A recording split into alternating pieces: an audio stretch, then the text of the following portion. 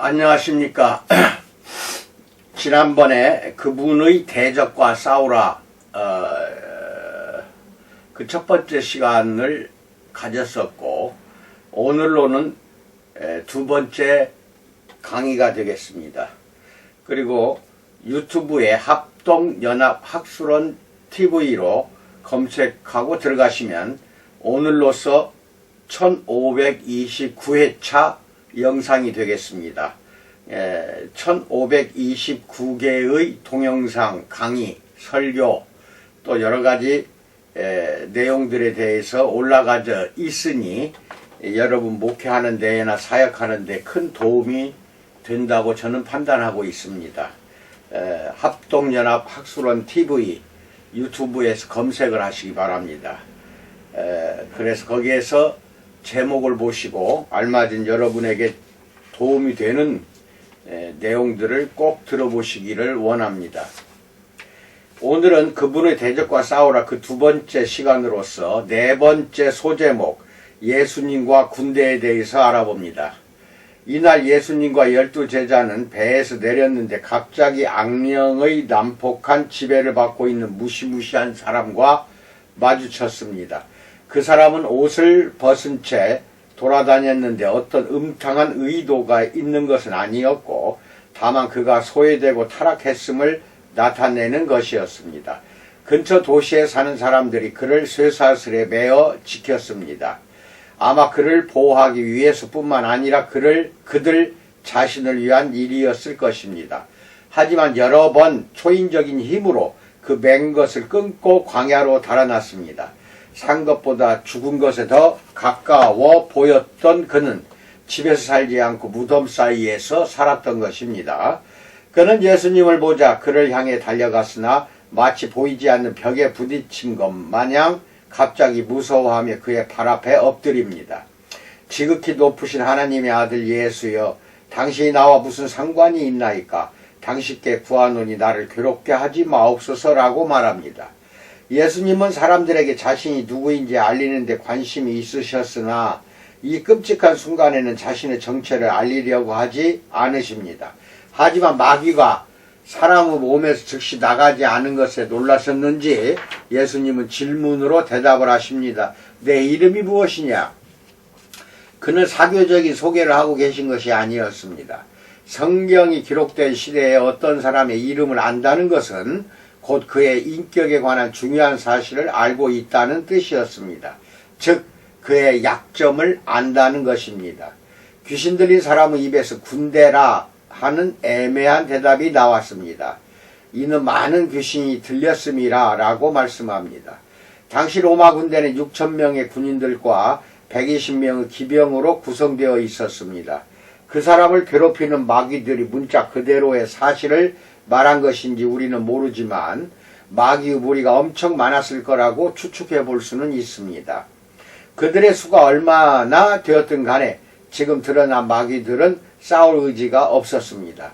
무적행으로 들어가라 하지 마시기를 강구하더니 대신 그들은 가까이 있던 많은 돼지떼에게 들어가게 해달라고 했습니다. 예수님이 그들의 계획을 허락하시자 돼지떼가 비탈로 내리달아 갈릴리 호수에 빠져 몰사했습니다. 문제가 해결되었습니다. 즉 또 한 명의 포로가 해방되었습니다.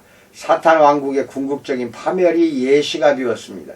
C.S. 루이스는 많은 그리스도인의 삶이 이와 같다고 말합니다. 즉 지금 사탄과의 싸움이 투쟁과 진보로 앞으로 올 하나님의 궁극적인 승리로 완성되는 것입니다. 그는 이렇게 말합니다. 왜 하나님은 적이 점령한 이 세상에 변장한 모습으로 오셔서 마귀의 기반을 약화시키기 위한 일종의 비밀결사를 시작하시는가? 그는 왜 무력을 행사해 그 땅을 침략하지 않으시는가? 그는 충분히 강하지 않으신가? 물론 그리스도인들은 그가 강한 세력으로 오실 거라고 생각한다. 우리는 그때가 언제인지 모른다 라고 말합니다.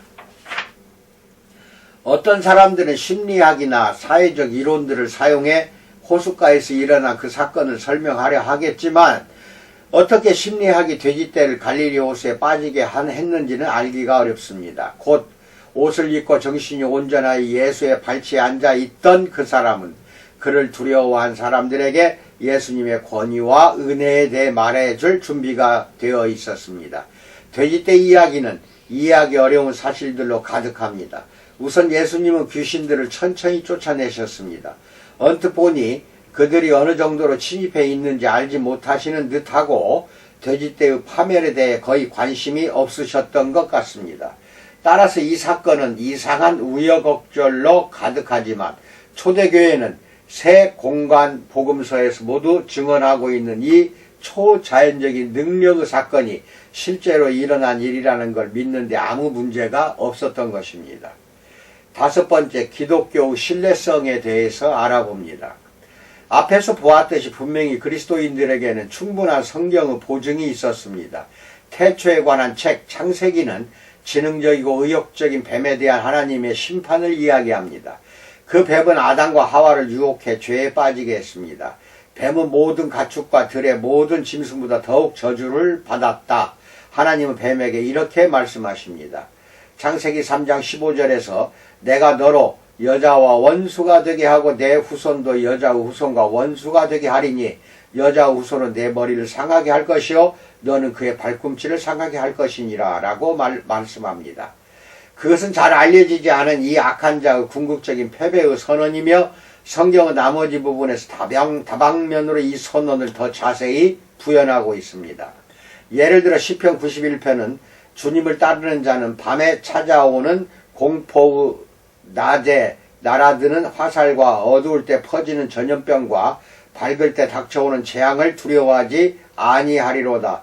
화가 내게 미치지 못하며 재앙이 내 장막에 가까이 오지 못하리니 내가 사자와 독사를 밟으며 젊은 사자와 뱀을 발로 누르리로다라고 시편 91편 5절로 13절에서 말합니다.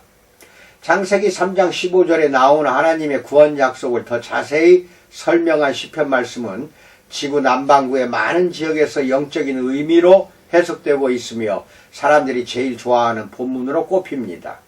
예수님의 십자가에서의 대속적 죽음과 부활, 승천은 교회 역사를 통해 사탄의 종말을 알리는 사건으로 간주되었던 것입니다. 사도 베드로와 바울은 둘 다 예수님과의 관계를 통해 사탄의 세력과 맞선 것으로 유명했습니다.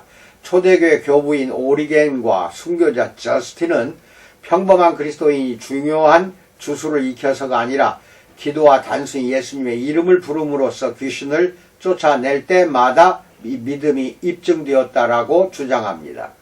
위대한 3세기의 신학자 그레고리 타우마투르구르는 이렇게 말했습니다. 특별히 은사를 받은 퇴마사이자 치유자로서 거듭 마귀와 이방신들을 이겼다. 그 영적 전투에서의 업적들에 관한 기록은 그의 삼위일체 교리의 신빙성을 크게 증대시켰다라고 말합니다. 그러나 우리는 더 회의론적인 시대에 살고 있습니다. 젠킨스의 말처럼 전형적인 반응을 다른 말로 표현하면 이와 같습니다. 초대 기독교의 전통은 마귀의 개념을 확실히 받아들였으나 우리는 이런 개념을 잊어버렸다. 정말로 우리는 어두움을 두려워해야 하는가? 현대 세계에서 정신이 온전한 사람이 마술이나 조상의 저주를 진지하게 믿는 것이 가능한가? 라고 표현합니다. 여섯 번째, 마귀를 진지하게 받아들이라에 대해서 알아봅니다. 성경, 역사, 현재 사건들의 세 갈래 증거는 분명히 사람들이 거의 이해하지 못하는 이 사실을 우리가 진지하게 받아들여야 함을 시사합니다. 비록 그리스도인 자신들은 두려워할 필요가 없지만 말입니다. 그럼에도 불구하고 우리가 마귀를 진지하게 받아들이기로 결심하면 자연적, 초자연적인 위험에 직면할지도 모른다는 것을 또한 인정해야 합니다. 이런 위험들은 잘 알려져 있습니다. 즉 마귀의 압박 또는 군대의 괴롭힘을 당했던 사람처럼 귀신 들리는 것, 유혹, 친구들 간의 불화, 거짓, 그 외의 마귀의 책략들이 있습니다.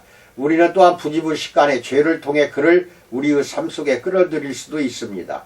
바울이 말한 것처럼 우리는 마귀에게 틈을 주지 말아야 합니다. 예수님이 귀신 쫓아내시는 것을 많이 목격했던 사도 베드로는 그럼에도 불구하고 이렇게 경고합니다. 베드로전서 5장 8절에서 근신하라 깨어라 너희 대적 마귀가 우는 사자같이 두루다니며 삼킬 자를 찾나니 라고 말합니다. 마귀는 우습게 볼 대상이 아닙니다. 우리는 준비해야 합니다.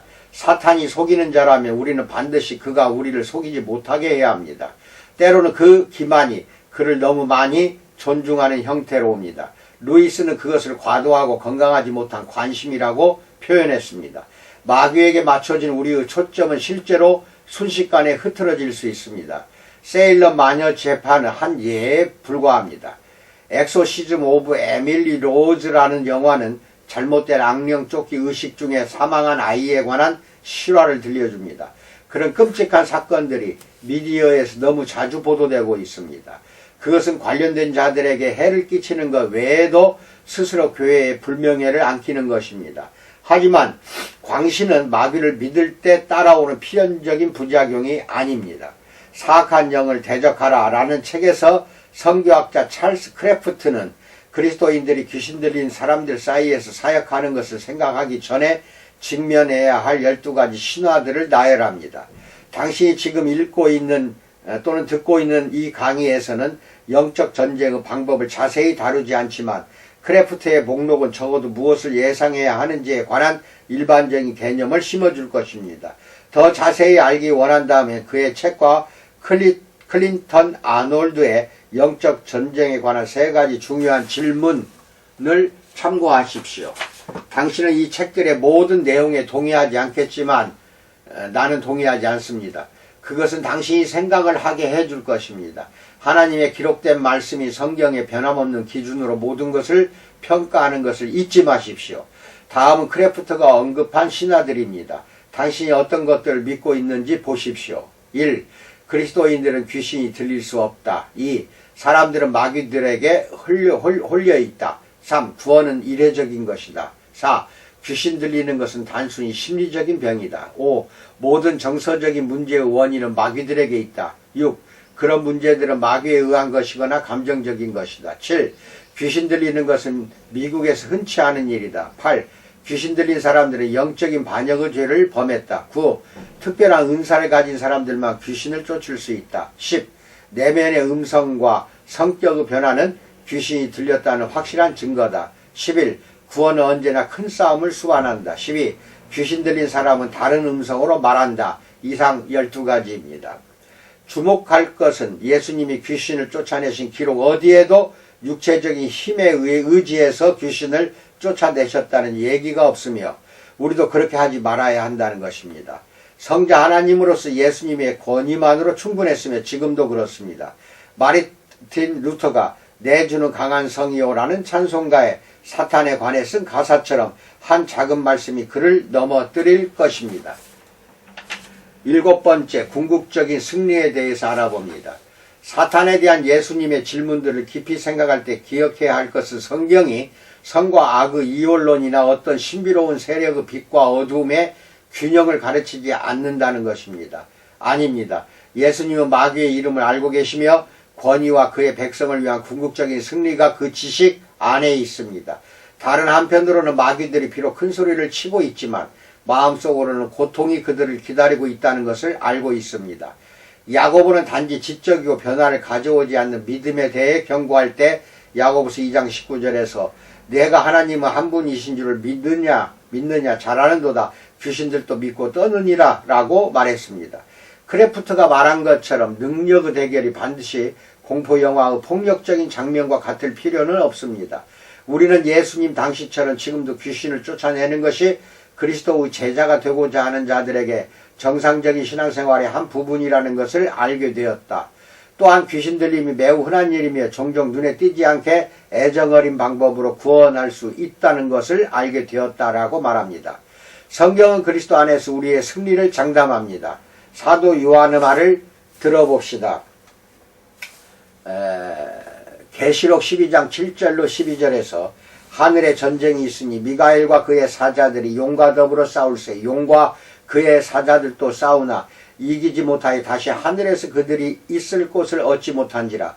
큰 용이 내쫓기니 옛 뱀 곧 마귀라고도 하고 사탄이라고도 하며 온 천하를 꿰는 자라. 그가 땅으로 내쫓기니 그의 사자들도 그와 함께 내쫓기니라. 내가 또 들으니 하늘에 큰 음성이 있어 이르되 이제 우리 하나님의 구원과 능력과 나라와 또 그의 그리스도의 권세가 나타났으니 우리 형제들을 참수하던 자 곧 우리 하나님 앞에서 밤낮 참수하던 자가 쫓겨났고 또 우리 형제들이 어린 양의 피와 자기들이 증언하는 말씀으로서 그를 이겼으니 그들은 죽기까지 자기들의 생명을 아끼지 아니하였도다. 그러므로 하늘과 그 가운데에 거하는 자들은 즐거워하라. 그러나 땅과 바다는 화 있을진저 이는 마귀가 자기의 때가 얼마 남지 않은 줄을 알므로 크게 분내어 너희에게 내려갔음이라 하더라 라고 말합니다. 좋은 소식은 사탄의 때가 참으로 얼마 남지 않았고 그가 최종 심판을 기다리고 있다는 것입니다. 나쁜 소식은 그가 그 전까지 할 수 있는 한 많은 해를 가하려고 한다는 것입니다. 마귀는 여러 모습으로 위장하고 여러 가지 전략들을 사용해서 인간들 사이에 덫을 놓고 고통을 퍼뜨리기 위해 안간힘을 쓰고 있습니다. 그에게 여러 이름이 있으나 신자들에 관한 한 궁극적으로 중요한 이름은 단 하나뿐입니다. 바로 마귀는 패배자입니다. 아멘. 이상입니다. 세상이 하수상하여 2022년 지금 이 녹화하는 날이 4월 3일 주일 오후입니다. 얼마나 지금 머리가 아픈지요. 영적인 싸움을 우리 목회자 크리스찬들은 다 같이 목숨을 내놓고 해야 됩니다.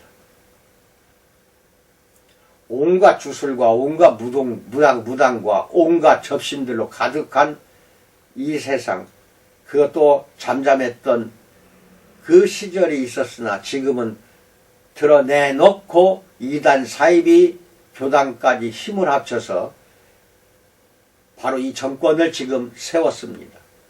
마귀가 세운 정권이라고 해도 과언이 아닙니다. 종말지세입니다. 종말이 갈수록 계시록에서 말하는 용이 발악하듯이 지금 발악하고 있습니다. 드러내놓고 지금은 선량한 우리 크리스찬들과 싸우자고 대놓고 나선 것이나 다름없습니다. 무당 정권입니다. 무속 정권이기 때문에 국민의 민생이나 국민복을 위한 일을 하는 게 아니라 집무실이나 집을 옮기는 것, 이것이 무엇이 그렇게 소중합니까? 청와대에 있으면 어디 덧납니까? 거기 있다 나온 대통령들이 불행했다고요? 그건 자기 탐욕 때문에 그렇게 되는 것들입니다. 정권이라는 것은 절대적으로 부패하게 되어 있습니다. 더군다나 공포정치, 독재정치를 하고자 하는 자들은 절대 정권이기 때문에 절대적으로 부패합니다. 내가 한 말이 아닙니다. 그것도. 역사를 보면 확연히 알 수가 있는 것입니다. 정신 바짝 차리고 하나님 대적과 우리는 맞서서 싸울 단단한 각오를 해야 되고, 이것은 오직 우리 예수님의 말씀과 기도로서만 물리쳐낼 수 있다는 것을 오늘 이 시간에 여러분에게 말씀드린 것입니다. 이 점을 명심하고 세파에 또는 매스미디어 같은 가짜 뉴스나 현혹된 말들에 휩쓸려서 넘어가거나 왜곡되게 판단하지 마시기 바랍니다. 우리는 믿는 사람들이기 때문에 성경 말씀 외에는 중심을 다른 곳에 두어서는 절대로 안 됩니다. 예수를 믿는다, 하나님을 믿는다는 그 믿음이라는 것은 내 마음이 그쪽으로 가고 있다는 뜻입니다. 그게 바로 믿음입니다. 어렵게 생각하지 마세요. 내 마음이 예수님과 하나님께로 가는 것, 그게 믿는 것이고 그게 구원받는 자의 형상입니다. 구원받는 자는 내 마음이 어디로 갔냐? 무당 쪽으로 갔냐? 주술 쪽으로 갔냐? 사이비 이단 쪽으로 갔냐? 그 전부가 다 사탄의 괴계에 넘어간 것입니다. 내 마음이 예수님 쪽으로 갔다. 그러면 그것은 구원받은 자들의 믿음입니다. 여기까지 말씀드립니다. 늘 건강하시고 코로나 조심하시기 바랍니다. 특히 목회자는 영적 생명만 양육하고 구원하는 게 아니라 육적인 생명도 같이 구원해 주려고 애를 쓰고 노력해야 하는 게 목회자들입니다.